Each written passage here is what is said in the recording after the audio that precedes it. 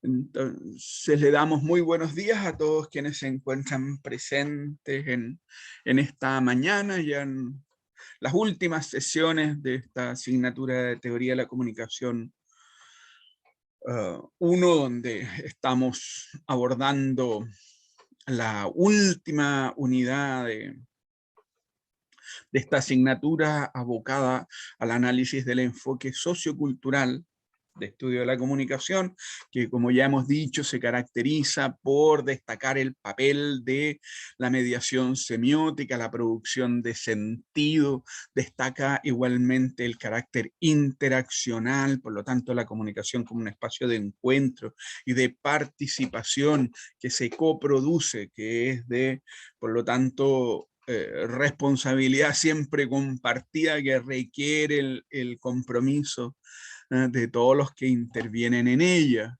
que también analiza contextualmente la comunicación, es decir, desde el lugar de los emplazamientos, ¿no? Que destaca la comunicación como una práctica, por lo tanto un tipo de trabajo que se produce bajo ciertas condiciones sociales de producción que son indispensables, que además implica conocimiento. Es lo que hemos visto en las últimas sesiones, desde la sesión introductoria a la última, donde estuvimos abocados al análisis de esta perspectiva. Esos son rasgos que van a marcar este enfoque sociocultural. También que en él, hay que decir que en él se destaca el carácter mediador de la comunicación, como una instancia que interviene para articular, haciendo posible la vida social.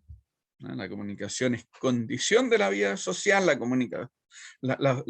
comunicación humana se distingue por la mediación semiótica. Esto quiere decir que nuestra vida social está mediada, fíjense, por estructuras de significación que nos permiten compartir sentidos, que nos permiten entendernos mutuamente, y sobre la base de la comprensión podemos articular, coordinar acciones para trabajar en conjunto, para vivir en relación de un modo armónico. Esos son rasgos fundamentales de destacado por este enfoque. El día de hoy nos vamos a concentrar en la noción de mediación comunicativa.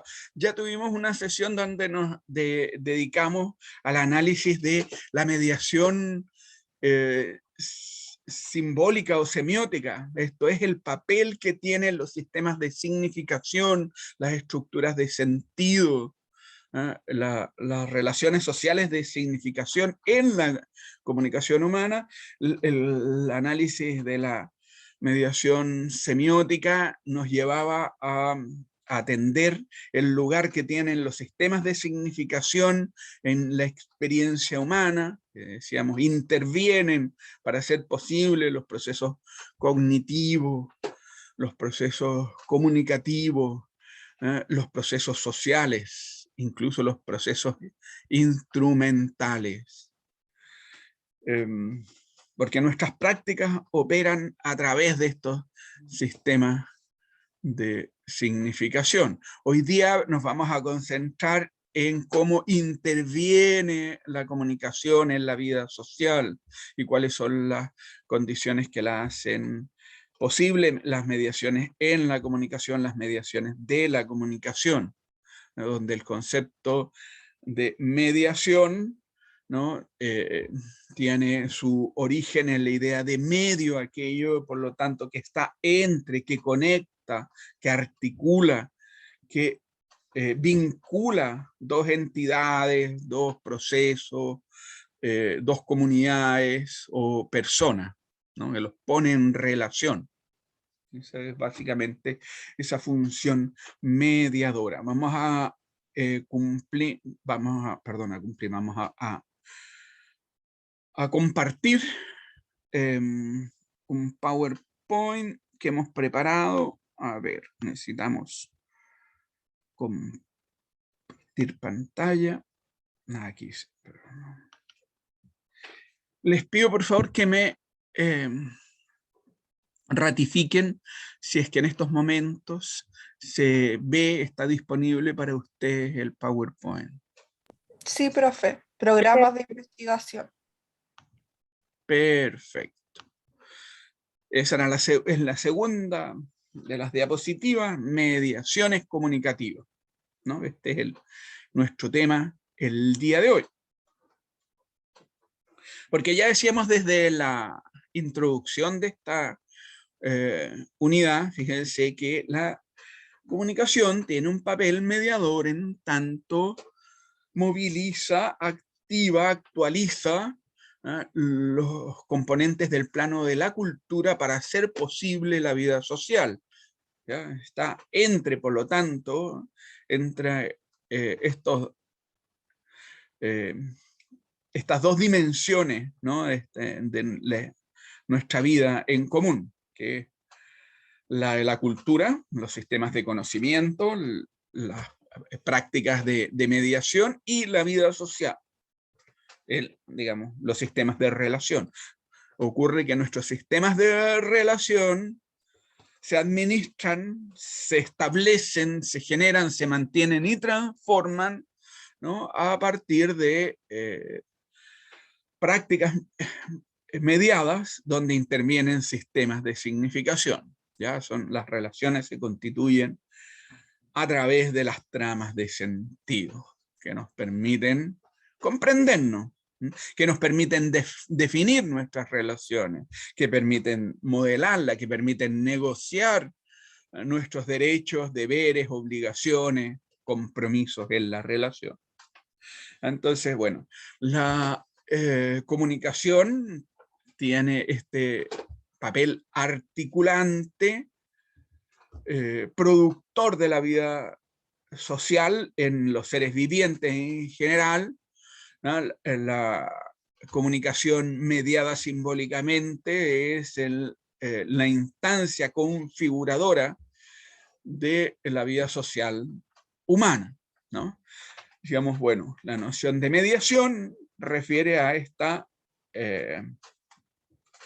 actividad conectiva que tienen distintos tipos de prácticas. A nosotros nos interesa destacar esa función relacionante, ¿no? Articuladora, conectiva de la comunicación. Lo que media es aquello que está en el medio, que está entre y que pone, por lo tanto, en relación, que vincula a dos elementos, entidades, procesos, comunidades, personas. ¿Ya? El conjunto de los procesos o fenómenos en los cuales interviene y el modo como interviene la comunicación es lo que llamaríamos esas mediaciones comunicativas. ¿En qué dimensiones, en qué aspectos la comunicación interviene en la vida social, en los procesos de distribución de conocimiento, en los procesos cognitivos, en fin? Entonces sería el conjunto de las mediaciones comunicativas, ¿ya? Un ejemplo de esta noción, de la aplicación de esta idea de mediación, la encontramos en una categoría de análisis propia de la economía, muy usada por la tradición marxista, que son los medios sociales de producción. O, por ejemplo, los instrumentos, las herramientas que empleamos en una determinada práctica, son siempre medios que hacen posible esa actividad. ¿Ya? De allí que esta tarea mediadora, esta función vinculante, tenga un valor pragmático, es decir, productivo, ¿no? Es una actividad en la cual nosotros nos involucramos para producir resultados, no son los resultados propios de la vida social. ¿Ya? Todo aquello que, fíjense, es un medio de producción es decir, que participa en una práctica generadora de resultados, constituiría un elemento mediador. No podemos pensar, fíjense, en tareas de trabajo que implica un esfuerzo físico. Por ejemplo, si vamos a hacer un hoyo y tenemos que usar una pala, pues esa pala es un medio que hace posible que nosotros cavemos un hoyo. Lo mismo ocurre, fíjense, en un nivel bien diferente en términos de grado de complejidad, con el uso de los sistemas de significación que hacen posible que nosotros intercambiemos sentido. Por ejemplo, la lengua, que nos permite, ¿no?, la práctica del habla. La lengua, que es este sistema de relaciones sociales, de significación, es ese medio de producción que hace posible el habla, el diálogo, la conversación. Fíjense que esa actividad comunicativa básica, fundamental, que distingue a los seres humanos, el que nos especifica como mamíferos parlantes, ¿no?, seres dotados de capacidad de lenguaje, un tipo particular de seres vivientes en los cuales la capacidad simbólica se ha expandido exponencialmente, ¿no?, al punto que nosotros vivimos en un medio ambiente semiotizado. Eso lo llamamos habitualmente semiósfera, ¿ya?, al punto que esto nos constituye a nosotros en seres culturales, ¿ya?, donde la cultura correspondería precisamente, esto es una propuesta de análisis teórica, al dominio de las mediaciones simbólicas, es decir, al conjunto de esas prácticas en las cuales intervienen los sistemas de significación, entre ellas la comunicación, ¿no?, que en nuestra especie se ha diversificado, se ha complejizado, en tanto nos hemos ocupado, ¿no?, hemos desarrollado grandes esfuerzos para dotarnos de medios que amplíen nuestra capacidad comunicativa. Y esto complejiza, por supuesto, las mediaciones de la comunicación. Ya, entonces, bueno, el estudio de las mediaciones comunicativas es el estudio de el modo como interviene la comunicación en nuestra vida social. Cuáles son las dimensiones de la comunicación, de nuestras prácticas de comunicación que intervienen de un modo decisivo, en el sentido que van modelando nuestra vida social, ¿no?, ampliando nuestras posibilidades, marcando las prácticas en las cuales estamos involucrados en nuestra vida cotidiana. Vean este par de imágenes que aparecen en la primera diapositiva. Aquí se está destacando, fíjense, una de las formas como media la comunicación, que es la mediación tecnológica, que a su vez hace posible distintas formas o modela, estructura la vida social. Ahí se contrasta, por ejemplo, las formas de comunicación en el cine, con este ritual de asistencia a la sala cinematográfica, ¿ya?, donde convergen cientos de espectadores para ver una determinada función, versus las formas de interactividad que son propias de la sociedad de la información, de la mediación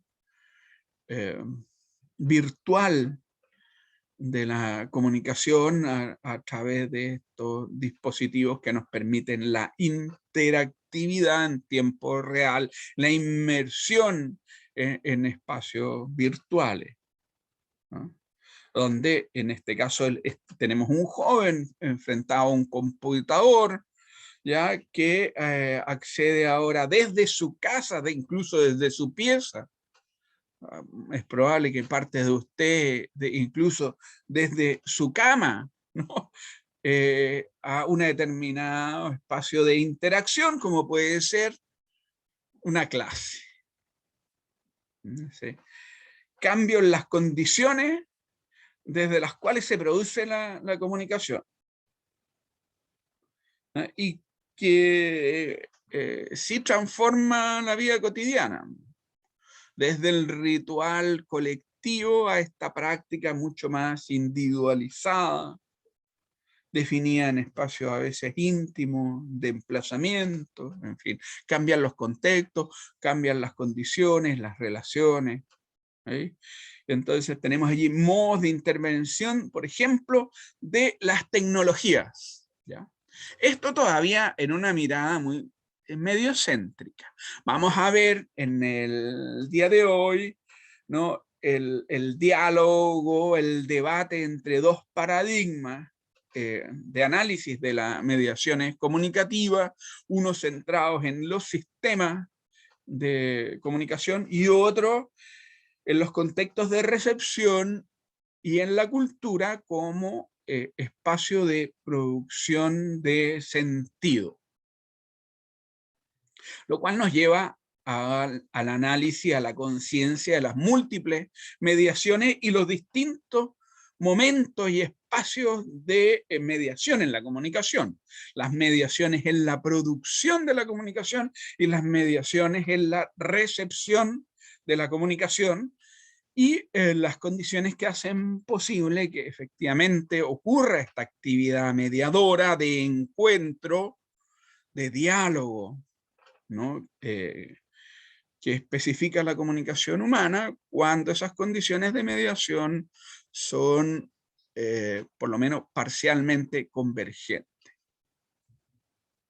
Entonces, dos grandes paradigmas para el análisis de las mediaciones en la comunicación que configuran programas de investigación diferenciados, es decir, distintos modos de ver la comunicación.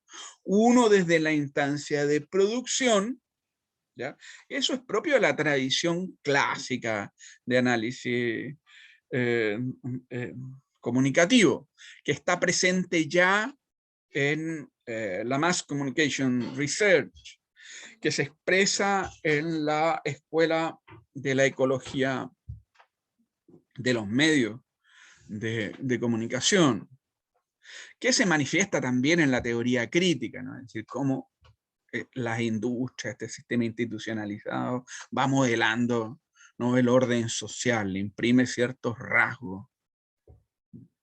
Entonces, una de las miradas es el análisis del sistema, de las tecnologías, de los sistemas institucionales que modelan la producción de la comunicación, particularmente en el sistema de medios de comunicación, que ocupan un lugar muy relevante en las sociedades contemporáneas, ¿no? Un representante, tal vez el mayor exponente de esta tradición, es Manuel Martín Serrano, ¿no?, que es filósofo en su formación inicial, sociólogo posteriormente, tiene un doctorado tanto en filosofía como en comunicología, en ciencias de la comunicación. Tiene un par de libros clásicos, este autor es uno de los que introduce el concepto de mediación en el campo de estudios de la comunicación. Hay un libro del año 1977, denomina La mediación social, que estudia particularmente el papel que tiene la televisión, ¿no?, en el momento. Estoy poniendo aquí en esta imagen un libro posterior que sistematiza y que complejiza su análisis de las mediaciones, ¿no?, y que tuvo un gran impacto y recepción particularmente en algunas escuelas de comunicación latinoamericana, es muy leído particularmente en México.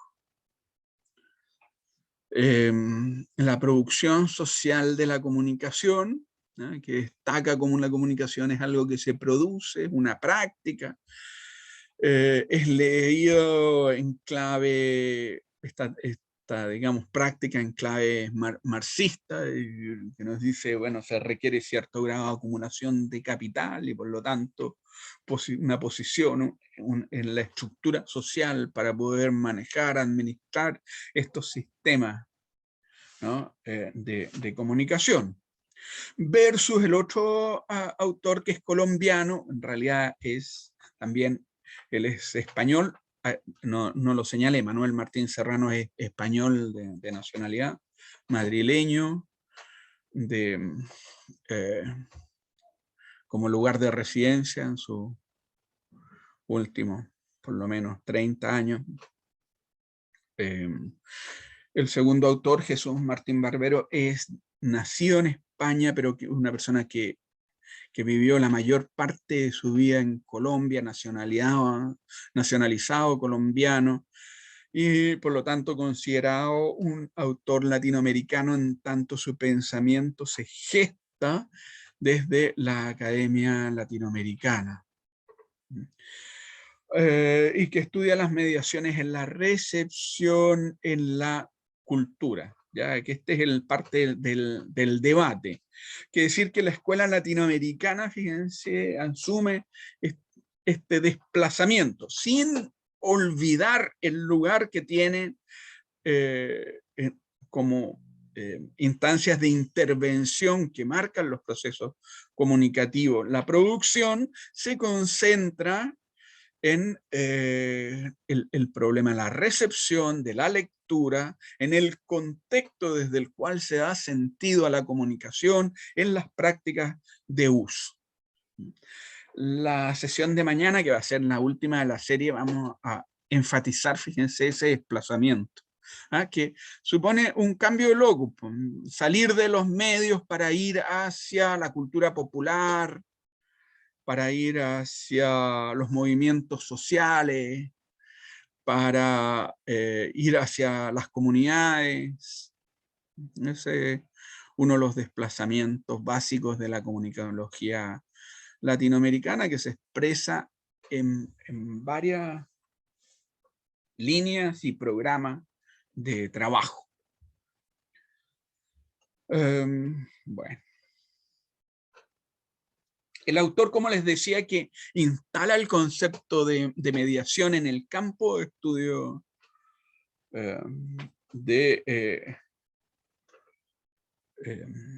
del objeto que a nosotros nos interesa, ¿no? Que es el de los procesos comunicativos, los procesos de interacción humana, es Manuel Martín Serrano, este autor español, que ha sido uno de los impulsores del desarrollo de la teoría de la comunicación desde España. Le correspondió la responsabilidad de inaugurar uno de los departamentos clásicos donde se empieza a cultivar el estudio sistemático de las teorías de la comunicación en la Universidad Complutense de Madrid. Es catedrático, fue profesor mío, yo hice el doctorado, fíjense, en el Departamento de Sociología 4 de la Universidad Complutense de Madrid, que era un departamento interfacultativo y que se abocaba y se aboca hasta el día de hoy al estudio de teorías de la comunicación y metodologías de la investigación para el análisis de la cultura y las comunicaciones, la sociedad, ¿no? Manuel Martín Serrano en ese momento era el profesor catedrático, uno de los profesores más influyentes e importantes, ¿no? Aquí ponemos en la lámina algunas de sus obras más significativas del año 77, que es la publicación de su tesis de doctorado que realizó en Estrasburgo, la mediación social, ¿no? Donde ya va conceptualizando este término, ¿no? Después del año 1986, con varias revisiones, ¿no? La producción social de la comunicación, y que atiende fundamentalmente al papel que tienen los sistemas de comunicación, ¿no? En las sociedades contemporáneas. Por lo tanto, analiza las mediaciones del sistema que va a conectar, el sistema de comunicación que va a conectar al sistema social, con lo que él denomina el sistema de referencia, es decir, los aconteceres. ¿Qué es lo que hace el sistema de comunicación? Es brindarnos una imagen de aquello que está ocurriendo. Imágenes del mundo, reproducen representaciones sobre la vida social, ¿no? A través de sus sistemas de información, nos dice qué es lo relevante, lo significativo, lo más importante, señala, marca, ¿no? Eventos en las agendas informativas que van a atraer la atención y ser motivo de conversación por parte de los receptores, de los espectadores, de modo tal que prácticamente aquello que no aparece en los medios es como si no existiera. No.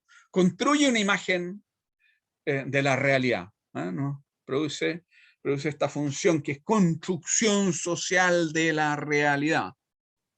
Una de las funciones fundamentales, que la va a denominar una mediación cognitiva, porque modela los sistemas de conocimiento de los sujetos sociales que viven en estos espacios sociales contemporáneos, en el espacio urbano, en las sociedades complejas.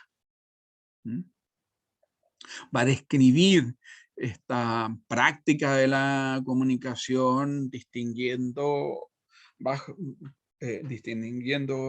cuatro categorías básicas: los actores, que son aquellos que desarrollan las tareas, que emplean ciertos instrumentos para producir sus expresiones, que cargan representaciones. Esto es estructuras sociales de conocimiento.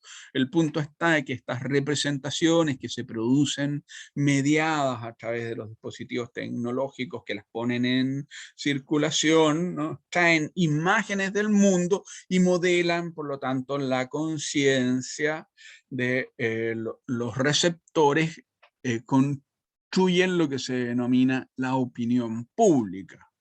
Es decir, aquel conjunto de posiciones, discursos, ¿no? Que circulan en el espacio social.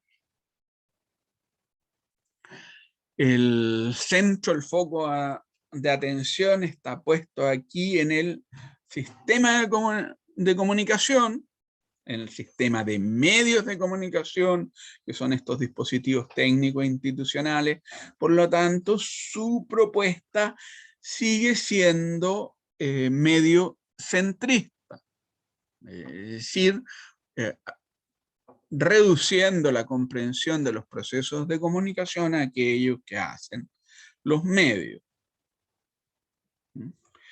Bueno, pues van a destacar acá dos grandes mediaciones: una mediación cognitiva y una mediación social, que sería responsabilidad de este sistema de comunicación. Bueno, acá estoy reproduciendo dos esquemas que ustedes pueden encontrar en la obra de Martín Serrano. En la primera se está, reproduzco precisamente el modelo que está expuesto en la lámina anterior, donde aparece el sistema Umbel, que es el sistema del entorno, es decir, podríamos decir las formaciones sociales en las cuales nosotros vivimos, donde hay un sistema social, un sistema de comunicación y un sistema de referencia, que son los aconteceres. El sistema de comunicación hace que se reproduzcan representaciones sobre el sistema de referencia en el espacio social. Y esto construye una imagen del mundo, esa imagen del mundo que es producida socialmente, esa construcción social de la realidad, mediada a través de la operación de este sistema de medios de comunicación, lo denomina mediación cognitiva. Los medios se encargan, por lo tanto, de producir, reproducir, difundir representaciones sobre el mundo, que van modelando la conciencia de los sujetos sociales. Simultáneamente, en esta tarea no se produce lo que él va a denominar una mediación social, ¿ya? Porque lo que hace es integrar a los individuos en el marco del sistema social. Las instituciones mediadoras, fíjense, son todas, para Martín Serrano, son todas aquellas instituciones que desarrollan esta actividad articulante, es decir, que vincula lo particular a lo general, que se encargan, por lo tanto, de la integración al interior de un sistema, que se encargan de darle consistencia, coherencia, cierto grado de organización a la vida social. Son instancias mediadoras los medios de comunicación. Son instancias mediadoras también, por ejemplo, los sistemas educacionales, que se encargan de la reproducción social de saberes, ¿ya? Lo que nos está diciendo es que los sistemas de comunicación tienen esa misma función de reproducción social porque seleccionan contenidos, temas, valores que difunden en el espacio social, y con eso están conformando a los sujetos. Son conformadores de la subjetividad. Este es ese proceso en el cual se forma una persona como parte de una determinada comunidad, como nosotros, por ejemplo, nos transformamos en ciudadanos de nuestras sociedades. Es una tarea en la cual participan activamente, dicen, los sistemas de comunicación. Entonces, mediación cognitiva y mediación social. Dos mediaciones bien relevantes. Bueno, 1987, fíjense el texto de la producción social de la comunicación es de un año antes, 1986, por lo tanto son autores relativamente coetáneos, corresponden a formas de pensamiento contemporáneo.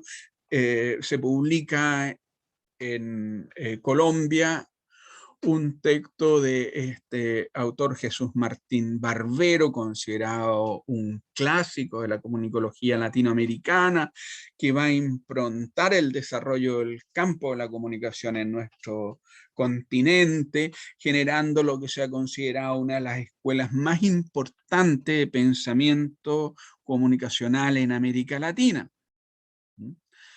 la Escuela de Estudio de las Mediaciones.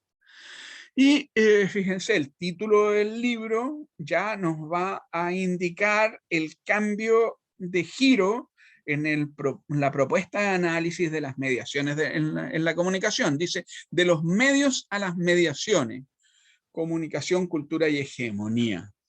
Propone un desplazamiento del objeto de estudio, ¿ya? Desde los medios a los procesos que los medios articulan, y los modos de articulación, y los elementos que intervienen en esa articulación, en esa actividad conectiva.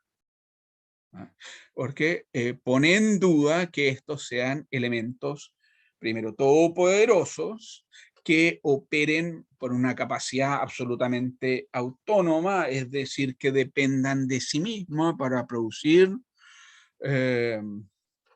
las consecuencias o repercusiones que estos tienen, si es que las tienen y cómo las tienen, ¿ya? Porque claramente aquí se relativiza la idea de los efectos, por lo menos directos e inmediatos, ¿ya? Fíjense, nos propone, dice, recuperar un problema que la comunicología había perdido, había abandonado, que es la producción de sentido por parte de los actores sociales.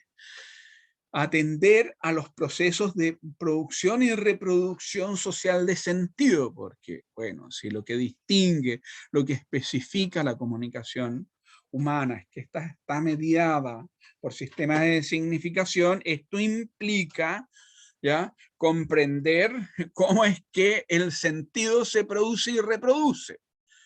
Y ya decíamos, una de las máximas en los estudios, los procesos de producción de sentido es que los significados no se transmiten, sino que son producidos y reproducidos por los participantes en los procesos de comunicación, es decir, requieren de el compromiso, la intervención, la participación, la actividad del receptor. Y entonces, bueno, para comprender la comunicación tenemos que atender al lugar que tienen también los destinatarios, los receptores, ¿ya? Y ese análisis le lleva a proponer un cambio conceptual para el análisis de los procesos de comunicación, dejar de lado los medios para ver los procesos en los cuales esto interviene, entendiendo que los discursos no tienen una capacidad de penetración, de llegada directa, inmediata, de determinar la conciencia del receptor, porque la lectura es algo que estos realizan. Y lo realizan a partir de los capitales culturales disponibles por los receptores. ¿Ya? Eso ocurre, fíjense, en todo proceso de interacción mediada simbólicamente. Eso ocurre aquí, ¿ya? Por ejemplo, el profesor no puede determinar sus interpretaciones. Y la interpretación, la lectura, la comprensión que ustedes hagan de la exposición que yo estoy realizando depende de sus capitales culturales, depende no solo de sus capitales culturales, también de su propia situación, de su grado, por ejemplo, de motivación, también de las de condiciones a veces que son, perdón, circunstanciales. Va a depender en estos momentos el grado de atención que le den a las clases, de la presión que tengan, ¿ya? Es decir, la carga que implica el semestre a estas alturas. También de otras motivaciones, porque bueno, ustedes no solo tienen como alternativa y como posibilidad asistir a clase y atender a lo que dice el profesor, perfectamente podrían estar realizando otra actividad distinta, que eventualmente les puede resultar más motivadora. Entonces hay siempre un contexto donde los discursos compiten con otros discursos, con otras actividades. A lo mejor alguno de ustedes puede estar abocado, por ejemplo, a tareas de activismo político porque están comprometidos en una campaña electoral. Podría ser el caso, ¿no? En fin, hay cantidad de situaciones. Ya, el sujeto emisor no tiene cómo controlar, fíjense, la actividad del destinatario. Lo puede invitar, puede intentar seducirlo, ¿ya? Pero depende del otro. ¿Ah? Y la interpretación es algo que ustedes realizan. Y luego uno puede constatar el grado de diferencia en los procesos de interpretación en los controles. ¿Ah? Se espera siempre un grado de diferencia, no se puede esperar que se repita exactamente las ideas del mismo modo, tampoco es la idea. Pero, claro, hay un conjunto de alternativas de interpretación que caen dentro de las posibilidades de inteligibilidad compartida, es decir, que implican un grado de comprensión mutua, y hay otras que están fuera. Eso pasa también, fíjense, como les comentaba, estaba leyendo sus trabajos. En algunos casos hay unos malos entendidos respecto a la teoría que son bien significativos. No centrales, no estructurales, pero de información que algunos de sus trabajos porta y que corresponden claramente a errores de interpretación de información, que le atribuyen a autores cuestiones que no dicen o hacen, en fin. Y eso es problemas de interpretación por distintas circunstancias. Bueno, entonces, eso está aquí, está también cuando nosotros consumimos contenidos en un medio de comunicación, cuando leemos un libro, por ejemplo, cuando consumimos una película. Pues la película que vemos no la vemos todos del mismo modo, cada uno va a detenerse en diversos aspectos, lo mismo en el caso de un libro, hay distintas lecturas, distintos contextos de lectura, ¿no? Condiciones de producción de la interpretación, pero esa interpretación, ¿no? Ese ejercicio de apropiación de los contenidos es algo que el destinatario hace. ¿Ya?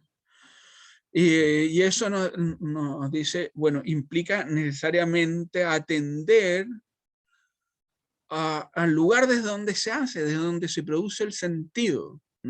Recuperar la producción de sentido, y ocurre que el sentido es algo que se produce siempre desde la cultura de los sujetos.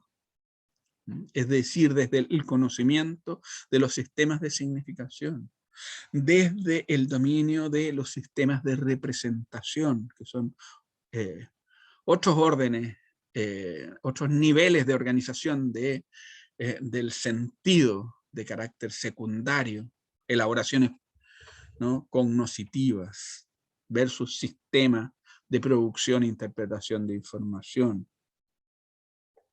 Entonces nos dice, bueno, hay que poner atención en el lugar que tiene la cultura en la comunicación. Y esto supone un desplazamiento bien importante en los estudios de comunicación en el campo, y es este rasgo, ¿no?, uno de los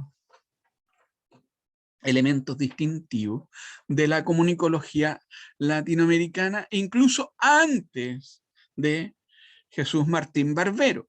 En realidad, en él lo que ocurre es que se sistematiza, ¿no?, se organiza un sistema de proposiciones discursivos que adquiere rango teórico y que permite comprender algunos de los atributos, fíjense, de la comunicología latinoamericana desde antes de este autor.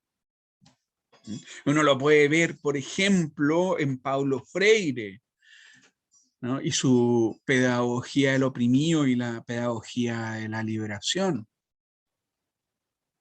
que es la atención del contexto, del sujeto, la puesta en valor o cómo se destaca, ¿no?, la necesidad de asumir dialógicamente la comunicación, que es el lugar del destinatario en las prácticas de la comunicación. Bueno, entonces, ¿qué es lo que nos va a decir? ¿No? La cultura es una instancia de mediación fundamental, es la gran mediadora, ¿no? Y, leo una cita en una edición del año 93 de los medios a las mediaciones. Dice, es la redefinición de la cultura es clave la comprensión de su naturaleza comunicativa. Esto es, su carácter de proceso productor de significaciones y de mera circulación de informaciones, y por lo tanto en el que el receptor no es un mero decodificador de lo que en el mensaje puso el emisor, sino un productor también. ¿Ya? No es un mero decodificador porque, entre otras cosas, ya hemos dicho, fíjense, la comunicación humana siempre es multimodal. Entonces ocurre que no tenemos un código fijo que esté definiendo el sentido, sino que la comunicación implica siempre la puesta en diálogo de múltiples sistemas de significación que demandan del sujeto destinatario una práctica interpretativa, que lea esas interacciones y que la ponga en contexto. Fíjense el tema del contexto, ¿dónde lo ponemos en relación? ¿Dónde estamos leyendo? ¿Cómo estamos leyendo esto? ¿Ya? En esa contextualización. El mismo mensaje puede ser leído de distintos contextos, ¿no? Por ejemplo, ya les doy un ejemplo. Al comienzo de clase les comentaba que les iba a pasar a sus trabajos. Disculpen que voy a apagar este. Apagar.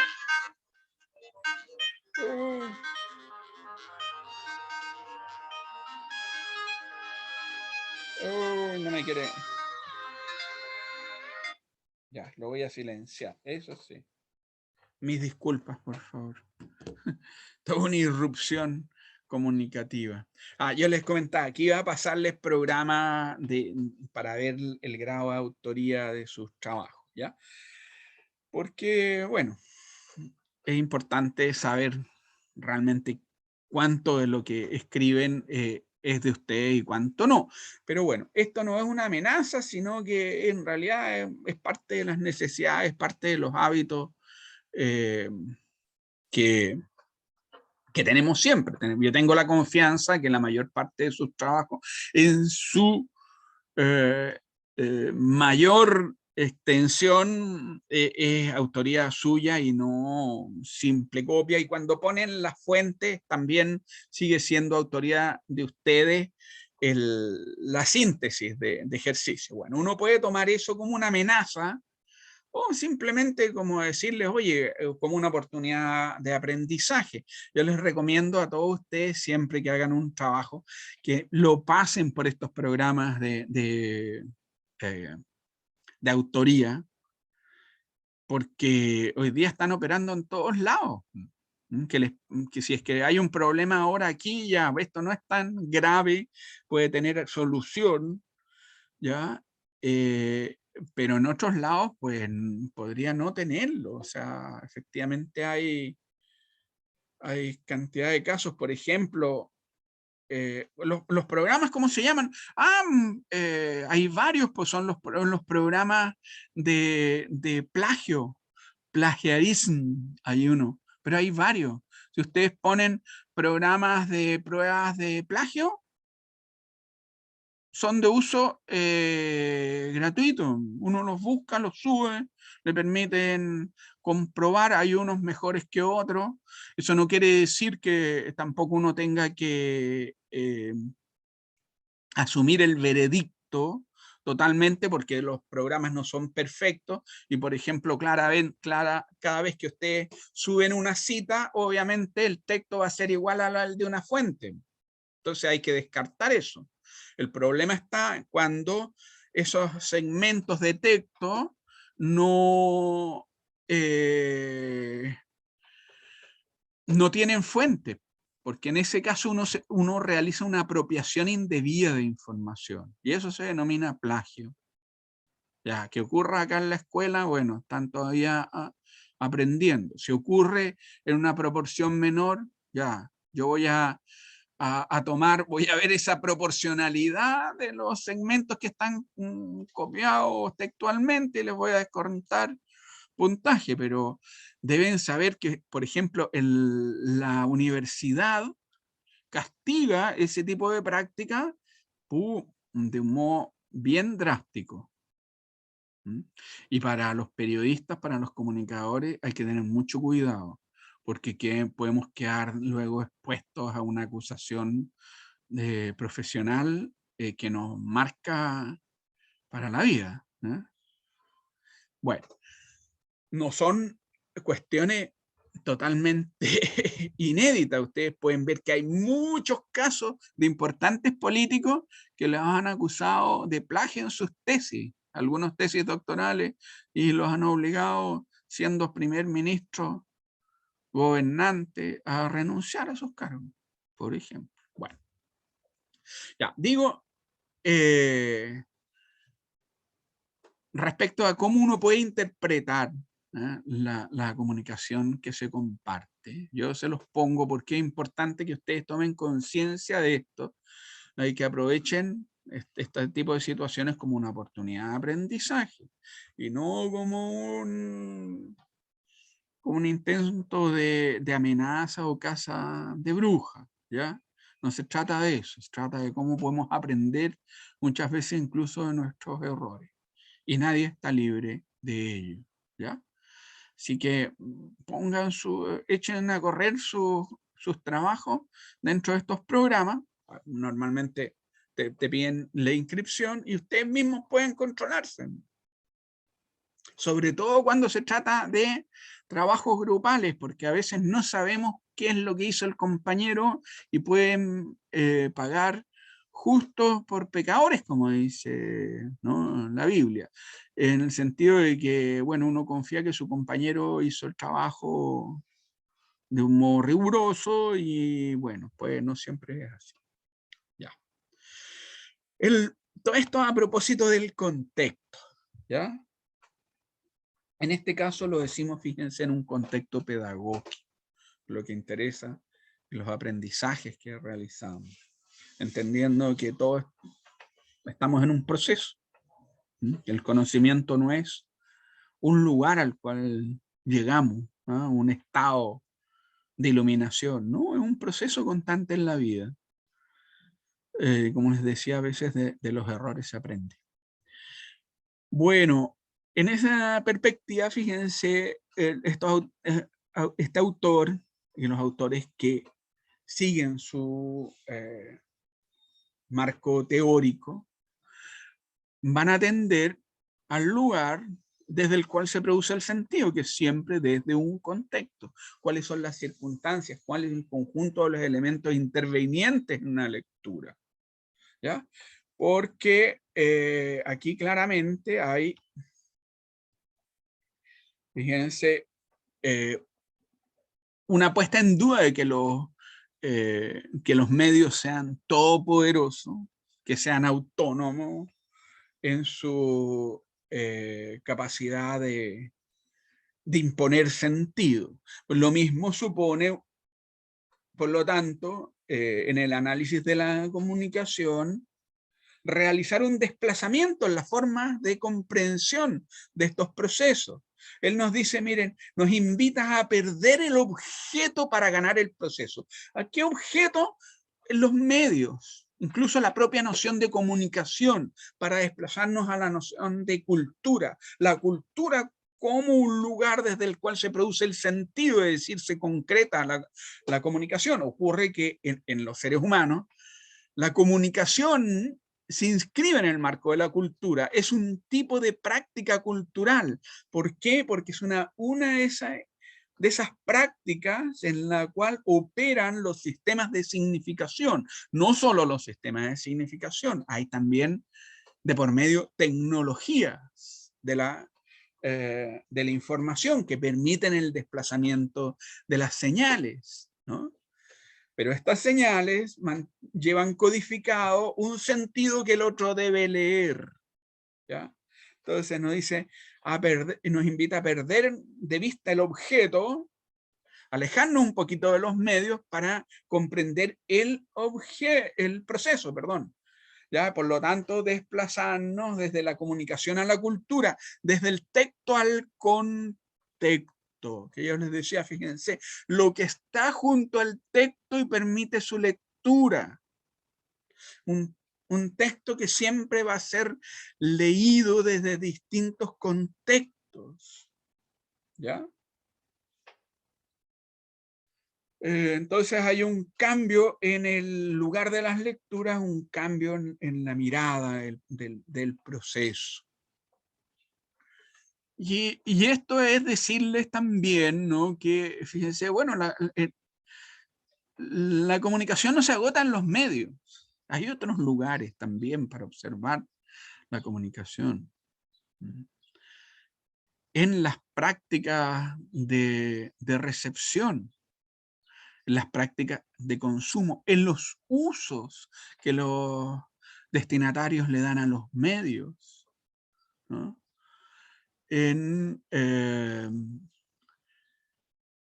los procesos que operan al interior de lo que se denominan las denominadas comunidades de interpretantes, las comunidades interpretativas, ¿no? Que son grupos sociales que se caracterizan por hacer lectura convergente, porque comparten conocimientos, hábitos, preferencias. ¿Ya? Seleccionan, por lo tanto, los consumos, hacen ciertos tipos de lectura que son diferenciadas. Pero como somos seres sociales, nosotros vivimos en comunidades interpretativas, ¿no? En comunidades semióticas. Interactuamos con otras personas que ven el mundo de modo similar a nosotros, que tienen los mismos valores, preferencias, en fin. Bueno, y esto implica, por lo tanto, crítica a los procesos o las miradas, las lecturas medios céntricas. Es decir, que consideran que la comunicación es fundamentalmente aquello que sucede en el medio y que el discurso producido determina la comunicación. ¿Ya?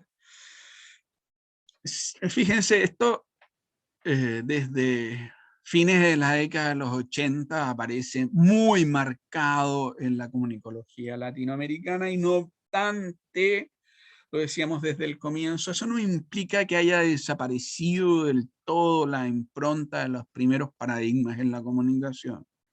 Me parece que la comunicología latinoamericana es bien consciente de esto, todavía en las agendas de investigación hay mucho esfuerzo dirigido a la lectura de lo que hacen los medios, a las prácticas de producción y el análisis del discurso tal como opera en el proceso de producción, más que a las lecturas que hacen los destinatarios de los discursos. ¿Ya? Pero aquí se realiza explícitamente una crítica al mediocentrismo. ¿Ya?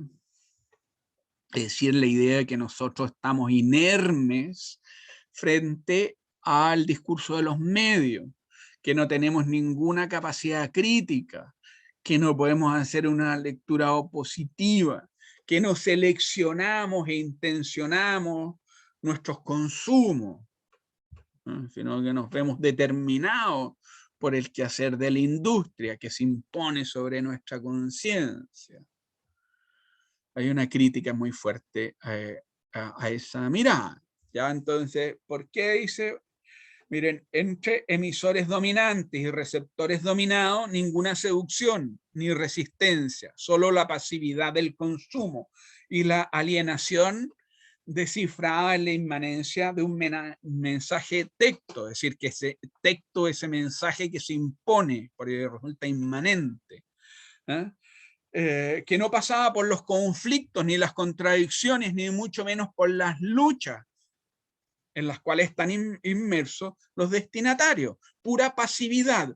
Fíjense, y esta pasividad es común al enfoque, esta pasividad en la comprensión, en la mirada de la práctica de la recepción es común al enfoque informacionista, informacional, como al ideologista, al crítico.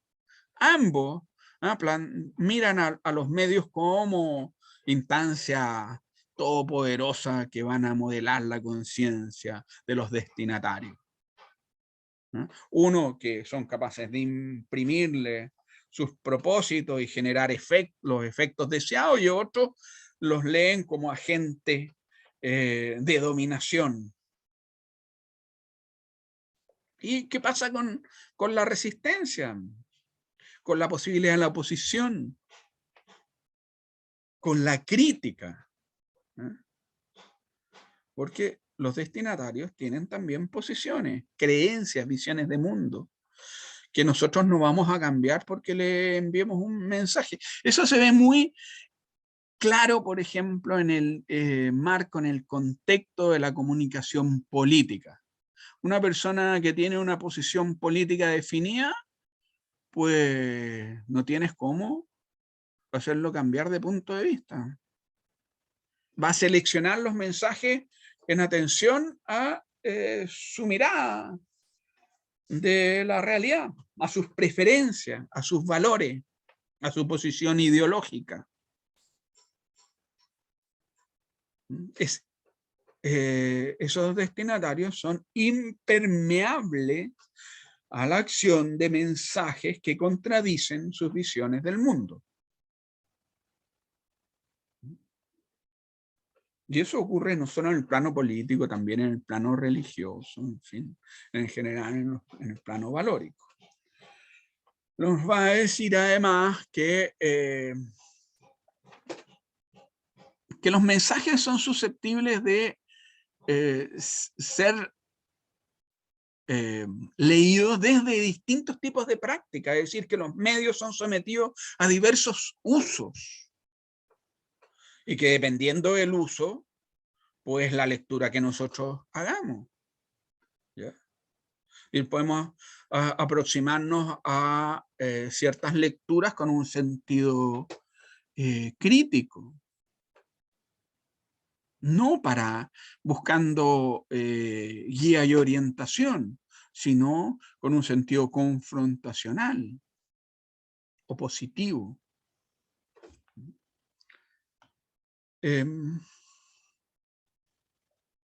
A ver, acá hay una pregunta, dice, profe, hay un paper que se llama Análisis crítico del discurso, ahora no recuerdo el autor, pero está dirigido, está ligado a lo que propone Martín Barbero. La corriente de análisis crítico del discurso no se dirige tanto a esta perspectiva, sino que sigue la línea de la tradición crítica, ¿ya?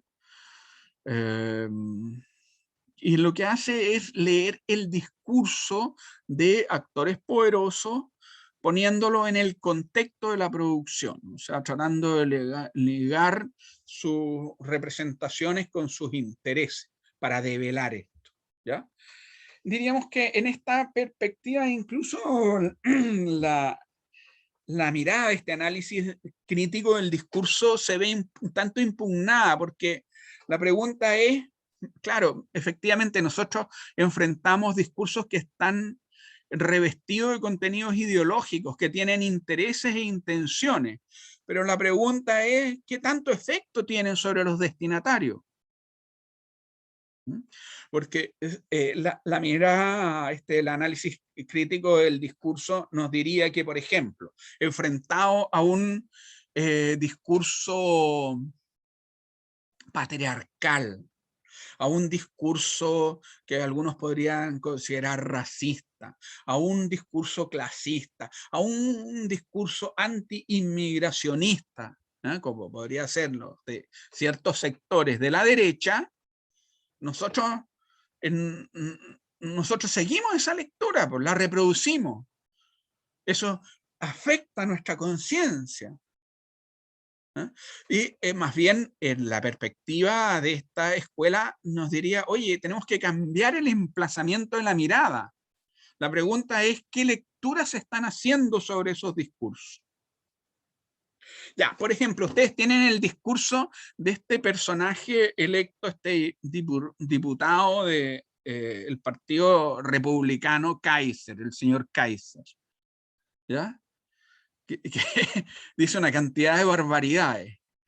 Y entonces la pregunta es si vale la pena hacer un discurso crítico de él, porque es tan evidente las barbaridades de lo que dice, cómo ver cuáles son las lecturas que se hace de ese discurso. O podríamos ver hoy día, fíjense, en el marco precisamente de este proceso electoral, es bien interesante conocer las interpretaciones, las visiones de mundo de los votantes de Parisi.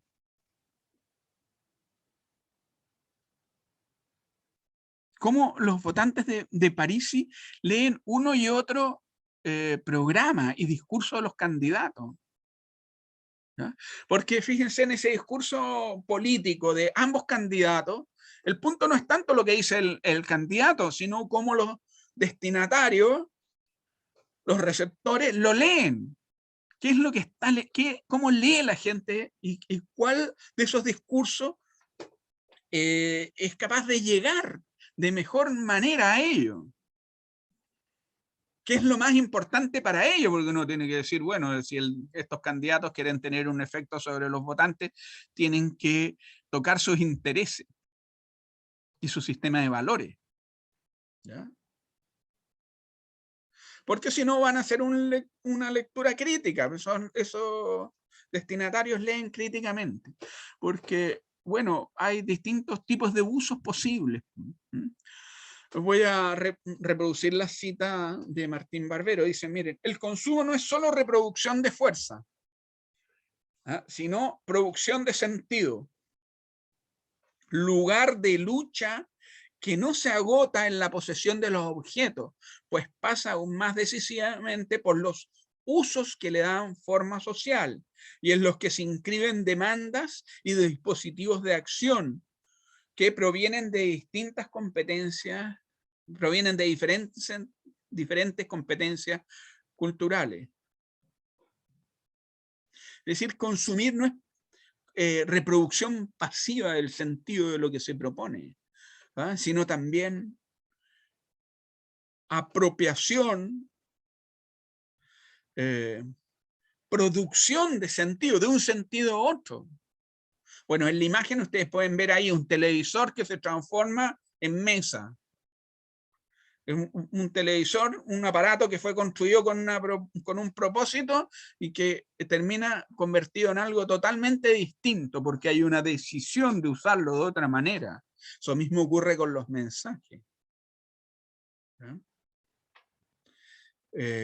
Por eso, fíjense, el lugar de la recepción es decisivo, es muy relevante en esta perspectiva. Y bueno, la comunicología latinoamericana ha hecho de los estudios de recepción uno de sus objetos de estudio, porque fíjense, es una práctica productiva. Les decía, la interpretación, la atribución de sentido es algo que hace el destinatario.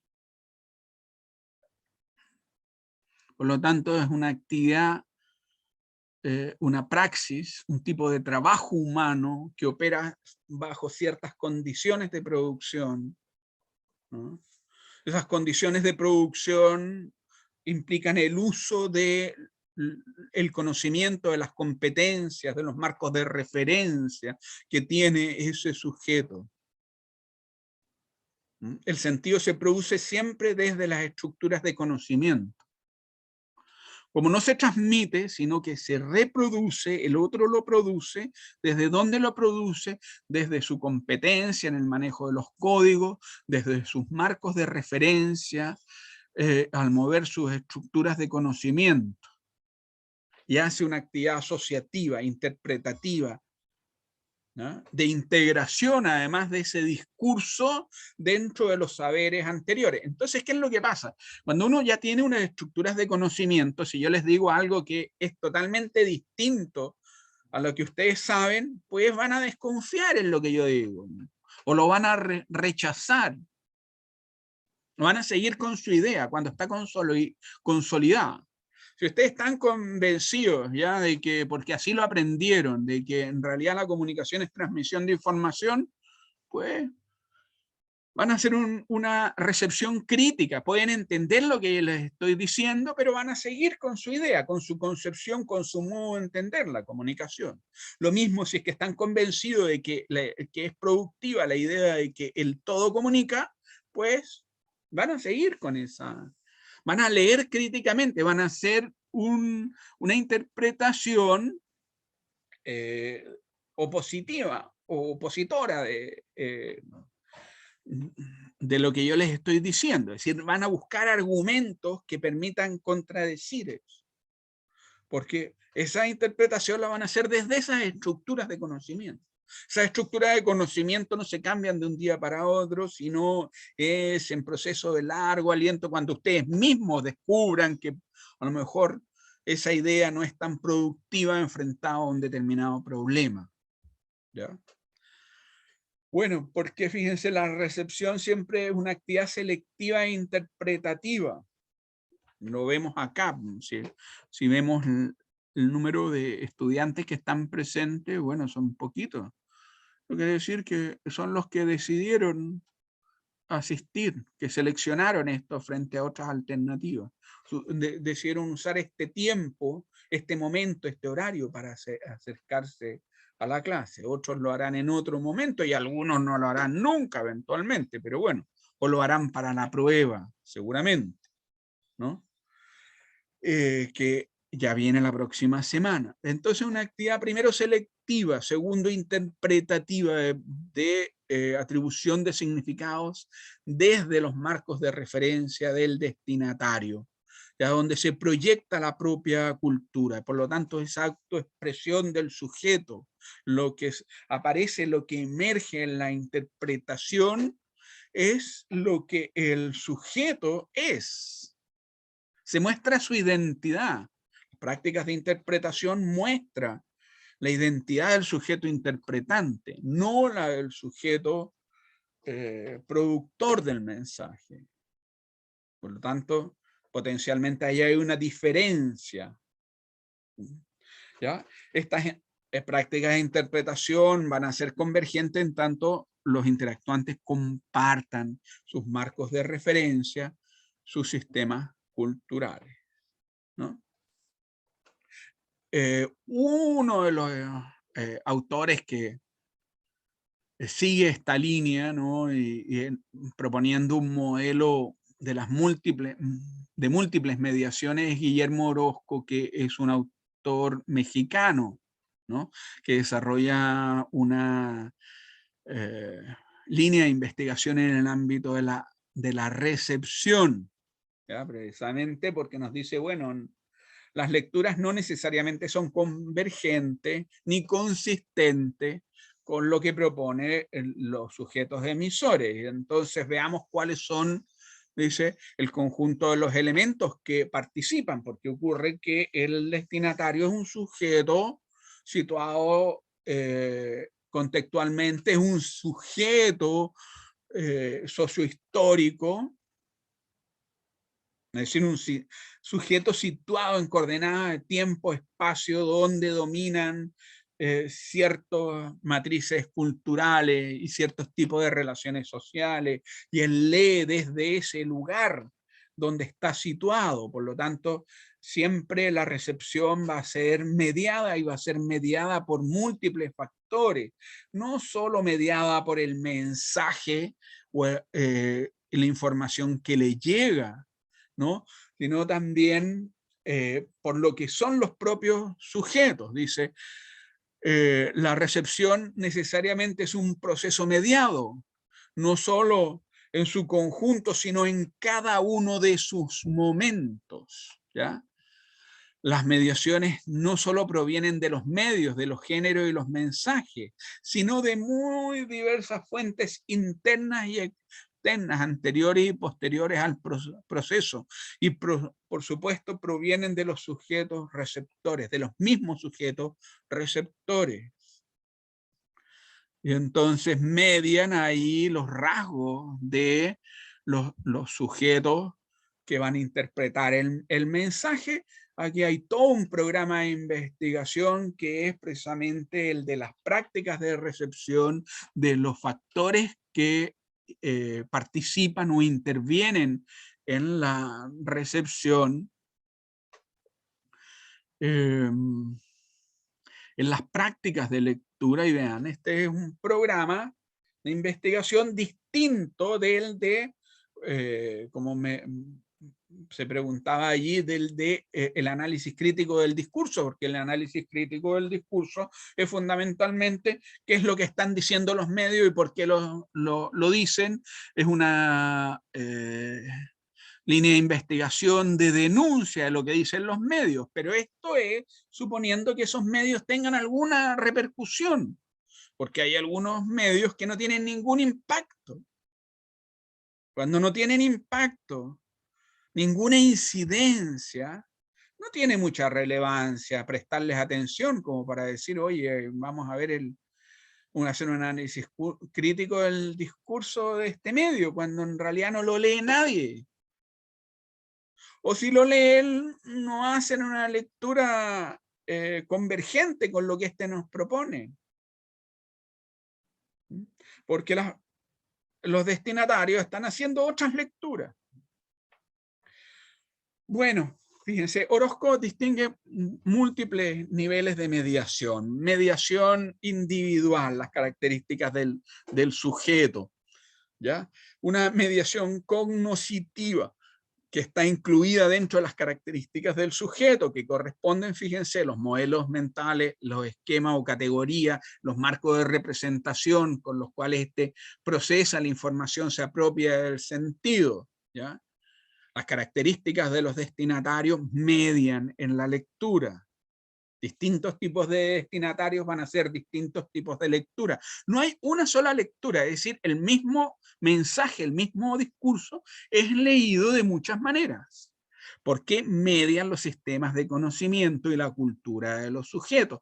Median, fíjense, los grupos de referencia en los cuales participa, la mediación de la referencia, la mediación de los grupos de referencia, ¿ya? Es decir, va a diferir de acuerdo a las características identitarias de ese sujeto, considerando las variables de género. Claro, fíjense, es muy distinto cómo recibe un mensaje un individuo de un género u otro. Por ejemplo, en la lectura de las declaraciones del señor Kaiser, pues, que tiene contenidos de género, pues a los individuos de un género efectivamente les molesta, les afecta y tienen una lectura más crítica que los de otros, que a lo mejor lo toman de un modo crítico, pero lo asumen un tanto anecdóticamente. Dicen, bueno, qué tipo más retrógrado, ¿ya? El rango etario, la edad, dependiendo de la edad, la etnicidad, la posición de clase, fíjense los grupos de referencia y sus rasgos cosmovisionarios, los capitales culturales, en fin. Esos inciden en la lectura que se hace, la mediación institucional, el conjunto de las instituciones a los cuales pertenecen los sujetos. En este sentido, fíjense, en el mismo marco de la campaña electoral, parte de los comentarios. ¿Cómo hace Boric, por ejemplo, para llegar a los miembros de las iglesias cristianas, evangélicas? ¿Cómo hace para llegar incluso a los pentecostales mapuches? Cuando hay allí en la participación en esos ámbitos institucionales elementos de valores, de representaciones y lecturas que se hacen institucionalmente. Entonces, claro, las instituciones en las cuales participan los miembros de la audiencia, ¿no? La mediación situacional, que son un conjunto de circunstancias bajo las cuales se desarrolla la lectura. De tiempo, disponibilidad, apremio, angustia, en fin. Hay también una mediación tecnológica, distintas tecnologías median de distinta manera. el modo como accedemos. Bueno, la tecnología, las mediaciones tecnológicas implican, entre otras cosas, la posibilidad de acceder a la tecnología. Las tecnologías de partida tienen,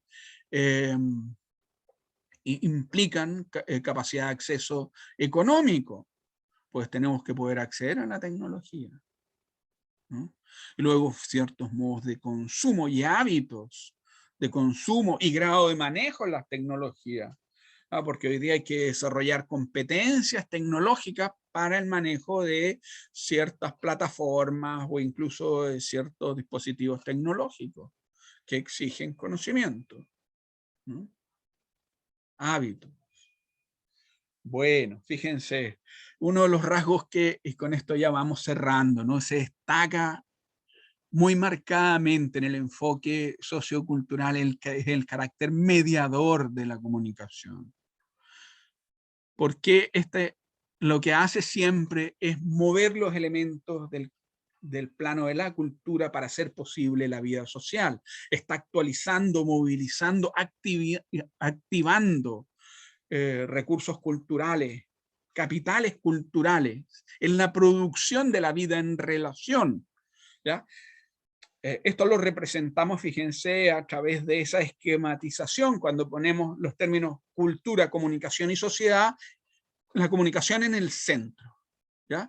Porque la comunicación está actualizando, está moviendo, de hecho en sí mismo es una práctica cultural, ¿no? Que mueve recursos de los sistemas de significación, de los marcos de representación, para hacer posible la vida en relación. La comunicación, decíamos en la primera clase, implica conocimiento. Esos conocimientos corresponden a capitales culturales, por lo tanto, siempre que hay comunicación, tenemos que, en el caso humano, tenemos que la comunicación implica la cultura en movimiento. Es el uso de recursos culturales para ponernos en relación, haciendo posible que compartamos sentido. Entonces la comunicación implica el intercambio de sentido, la participación en las estructuras de sentido para poder coordinar acciones, para poder hacer posible la vida en relación con otros, la vida en comunidad. Ya, eso es indispensable. Y tenemos que pensar las mediaciones, fíjense, en los dos momentos, en el contexto de la producción, en el contexto de la interpretación, que son dos instantes, ¿no? Para que la comunicación se produzca, efectivamente la comunicación tiene que tener este carácter articulante, conectivo, y las mediaciones, pues, permitir el encuentro, ¿ya? Y en este análisis debemos considerar las mediaciones tecnológicas, que son las que permiten la transmisión de la información. Por ahí se inicia, pero hay mediaciones también institucionales, son que corresponden al contexto social donde opera la comunicación, mediaciones cognitivas, ¿no? Que refieren a las estructuras de conocimiento necesarias para poder interpretar, producir, enunciar el mensaje, para enunciar y leer el mensaje. Mediaciones sociales que corresponden a los grupos de referencia y las relaciones sociales implicadas, ¿no?, en la práctica de la comunicación, tanto desde el punto de vista de la enunciación como de la interpretación. Se requiere elementos en común, pero esto no siempre sucede, de modo tal que tenemos dos momentos y hay que ver si es que en estos dos momentos los elementos que median son los mismos. El sujeto de la producción y el sujeto de la recepción, cada uno de ellos está situado en su propio contexto, en tanto los elementos del contexto son convergentes, ¿ya?, se intersectan, aunque sea parcialmente, entonces es posible la comunicación. De otro modo, incluso podría no resultar el proceso de comunicación eficaz, incluso al nivel de no permitir la inteligibilidad del mensaje o generar interpretaciones y respuestas que estaban muy lejos de lo previsto por el sujeto de la enunciación, ¿no? Múltiples elementos que están mediando. El enfoque sociocultural va a analizar, fíjense, cuáles son estos componentes que median en la comunicación y nos va a decir, bueno, en tanto hay elementos en común, pues será posible. En tanto ese lugar o emplazamiento contextual difiera uno de otro, evidentemente van a ser distintas las interpretaciones, las lecturas y por lo tanto los resultados de la comunicación a los provistos por el sujeto de la enunciación. Eso es, y con esto ya llegamos a la hora de cierre de la sesión del día de hoy. No sé si hay alguna pregunta, estimados.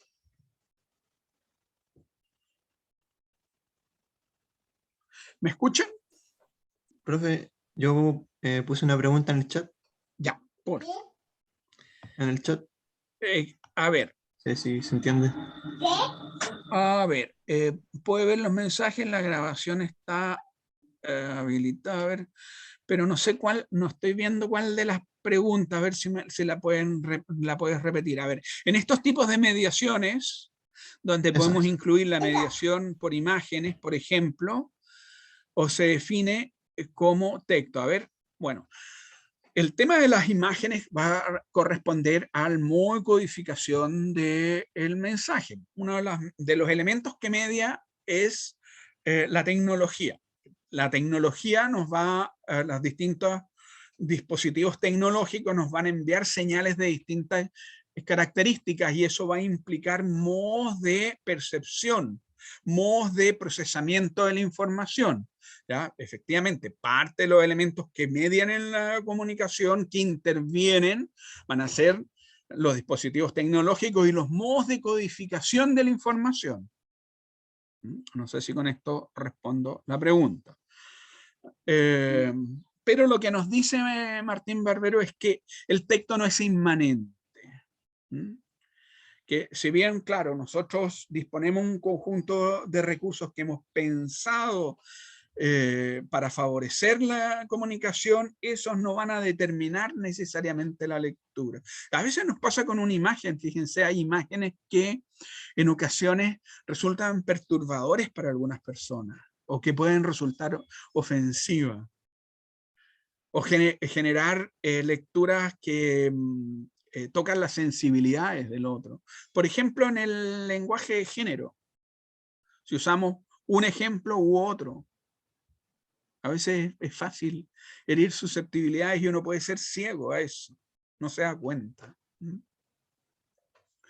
Porque cada uno lee desde distintos contextos, desde distintas preocupaciones, también desde distintas urgencias, programas y reivindicaciones. Fíjense, cada uno de nosotros pues tiene demanda. Cada uno de nosotros tiene, fíjense, un conjunto de elementos de nuestros repertorios culturales que son los llamados por los teóricos los sacras. Los elementos que corresponden a la zona de elementos que consideramos sagrados. Con esto no quiere decir que sean necesariamente representaciones religiosas. En estos sacras hay cuestiones que tienen que ver muchas veces con valores sociales. Por ejemplo, ya dentro de la cultura chilena, dentro de los sacras, de los elementos sagrados, está la madre. ¿Ya? Las madres son una figura sagrada. Y nosotros tocamos el sacra de algo sin querer, ¿no? Una figura que pueda apelar a la madre, pues podemos generar una reacción adversa, contraria, y a veces no nos damos cuenta. Pero así como están esos sacras, hoy día esos sacras se han diversificado. Por ejemplo, los derechos de género, los derechos a la diferencia. Son cuestiones que están para algunas personas forman parte de los elementos sagrados, es decir, de los valores básicos, que deben ser respetados, reconocidos, que los consideran debieran ser universales, pero no son necesariamente universalizados. ¿Mm? Con eso estoy diciendo que cada uno de nosotros tiene estos elementos que son prioridades, que son representaciones, que son valores. Por eso, por ejemplo, no sé, me imagino que todos ustedes lo han vivido, yo lo he vivido estos días, respecto a los resultados de las elecciones, porque se tocan sacras para algunas personas.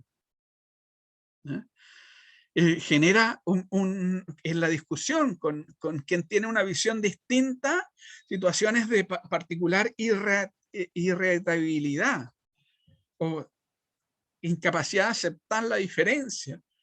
O bueno, ¿por qué? Porque están esos sacras comprometidos, porque son visiones del mundo antagónicas las que se juegan, un poco se polariza, por eso los candidatos están jugando también a ir hacia el centro, ¿no? Para neutralizar esas posiciones extremas que afectan y tocan al otro. Por ejemplo, para Katz, el matrimonio, la idea del matrimonio entre hombre y mujer es parte para él lo sacra. Una cuestión sagrada, forma parte de su visión de mundo, de vida. Y para otro es exactamente lo opuesto, porque hay un discurso secularizado que reivindica la igualdad de derechos de todos los ciudadanos. Y entonces ciertos ciudadanos con justa razón pueden decir, bueno, ¿y por qué otro señor me tiene que imponer su visión de mundo religiosa? Y me resta derechos como ciudadano. De modo tal que no puedo contraer matrimonio con una persona a la cual amo. Bueno. Si ustedes se fijan en los ejemplos que trato de compartir, lo que hay es que cada uno de los actores, las personas, tiene su propio contexto. Ese contexto que cada uno de nosotros trae es el de su biografía, su trayectoria, su cultura, sus sistemas de referencia, de grupos de referencia, de las instituciones a las cuales participa. Entonces cada uno lee la comunicación, lee el mundo y la vida desde ese marco de referencia. Eso hace que medien distintos elementos contextuales. Bueno, estamos pasados de la hora, ¿ya? Entonces, si hay más preguntas, volvemos mañana, vamos a aproximarnos un poco cómo esto se expresa, fíjense, en los programas de comunicación de las escuelas latinoamericanas. Yo les voy a referir a varios autores, ejemplos, no a todos porque es un campo extensísimo, que son portadores de estos rasgos que son propios del enfoque sociocultural. Ahí mañana tenemos la última sesión que ya desde el punto de vista de contenido cierra la unidad. El próximo lunes vamos a tener una de síntesis que ya no agrega datos, sino que va a tratar de referirlos comprensivamente para anclar algunas ideas fuertes. Entonces quedamos hasta aquí. Les pido, porque parece que todavía había nuevos mensajes, les pido por favor, en honor a la hora y el respeto del tiempo de todos, que traigan las preguntas para mañana, ¿ya? Y nos despedimos ahora. Chao, profe, gracias. Chao, profe. Gracias. Bueno, porfa, los espero con las preguntas que quedaron ahí el día de mañana. Chao, que estén muy bien. Cuídense.